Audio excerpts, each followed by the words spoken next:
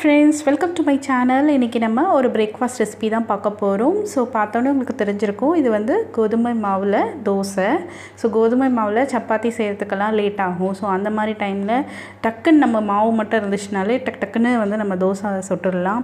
இல்லாட்டி அரிசி அரைச்சி வைக்கல, ஸோ அரிசி மாவு தோசை செய்ய முடியல அப்படின்னும் போதும் நமக்கு வந்து இன்ஸ்டண்ட்டாக டக்குன்னு கோதுமை மாவு மட்டும் இருந்தாலே போதும், டக்குன்னு நம்ம வந்து இந்த மாதிரி ரெடி பண்ணிடலாம். ஸோ இதை எப்படி செய்கிறதுன்னு பார்க்கலாம். வாங்க வீடியோக்குள்ளே போகலாம்.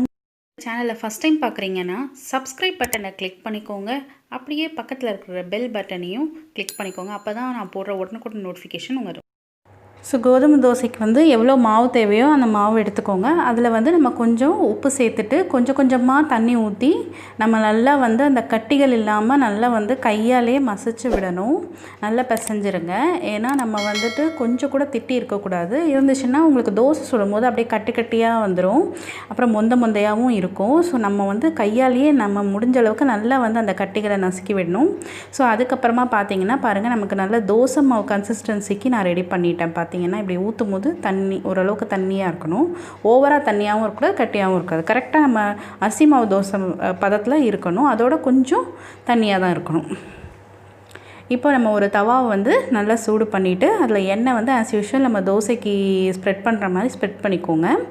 எண்ணெய் நல்லா சூடானதுக்கப்புறமா நம்ம தோசை வந்து ஊற்றிடணும். ஸோ தோசை வந்து நார்மல் நம்ம அரிசி மாவு தோசை மாதிரி நடுவில் ஊற்றிட்டு அப்படியே ஸ்ப்ரெட் பண்ண முடியாது இந்த தோசையை. ஏன்னா இது வந்து இந்த மாவு இல்லையா, கோதுமை மாவுன்றனால ஒட்டும் நமக்கு. ஸோ அதனால் நம்ம அதை சுற்றி தான் விடுற மாதிரி இருக்கும். ப்ளஸ் வந்து ரொம்ப தின்னாக விடுங்க.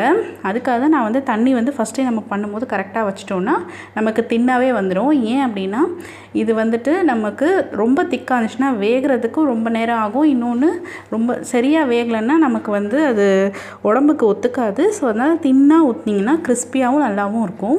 ஸோ ஒரு 2 நிமிஷம் கழித்து நம்ம மாற்றி விட்டுட்டிங்கன்னா உங்களுக்கு நல்ல இது மாதிரி லைட் ப்ரௌனிஷ் வந்துடும். ஸோ இதில் வந்து என்னென்னா நம்ம சப்பாத்தி மாதிரி இல்லாமல் நமக்கு ஃபுல்லாக வந்துட்டு நல்லா வந்துட்டு சுற்றியுமே நமக்கு வந்து நல்லா வெந்திருக்கணும். இப்போ பார்த்தீங்கன்னா உங்களுக்கு சப்பாத்தி மாதிரி பபுள்ஸே வந்திருக்கும். அந்தளவுக்கு நீங்கள் வந்து மெல்லிஸாக சுட்டு எடுக்கணும். ஸோ அவ்வளோதான். இப்போ வந்து இன்ஸ்டண்ட்டான நமக்கு கோதுமை மாவு தோசை வந்து ரெடி ஆகிடுச்சு. இதை வந்து டக்குன்னு நம்ம செஞ்சு என்ன செய்கிறதுன்னு தெரியாதப்போ இது செஞ்சு நம்ம அசத்திடலாம். இந்த தோசை மாவோட நீங்கள் வந்து சாம்பார் வச்சு சாப்பிட்லாம், நல்லாயிருக்கும். சட்னி நல்லாயிருக்கும், எல்லாமே நல்லாயிருக்கும் இதோட சாப்பிட்றதுக்கு. இந்த வீடியோ உங்களுக்கு பிடிச்சிருக்கோம் நம்புகிறேன். இந்த வீடியோ பிடிச்சிருந்தா லைக் அண்ட் ஷேர் பண்ணுங்கள். மறக்காமல் நம்ம சேனலை சப்ஸ்கிரைப் பண்ணிடுங்க. தேங்க்ஸ் ஃபார் வாட்சிங்.